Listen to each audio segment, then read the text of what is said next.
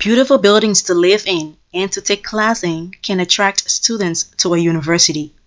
But what happens when students start to wonder who's paying for all these? At the University of Rhode Island, some students are asking whether the renovations and constructions are coming out of their tuitions. Camp August, an engineering major, had this to say. A lot of students that don't feel, well, not necessarily the students, but the people who are actually paying for the tuition, whether it's the students or whether it's the parents of the students, that don't feel comfortable having to have an increase in paying tuition every year because of renovations that don't necessarily need to be done. But David Lavelli, Director for Marketing and Communication at the University of Rhode Island, said almost none of the building projects affect tuition directly. The answer is no on straight tuition. At least in terms of the way I understand it. Okay. The financing for those bigger buildings is paid for by the state of Rhode Island.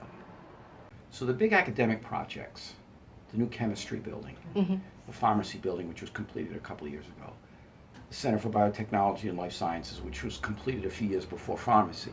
Those were our biggest new academic buildings. Okay. All of those were funded primarily by Rhode Island state bond issues, which means the voters approved a bond issue to pay for those.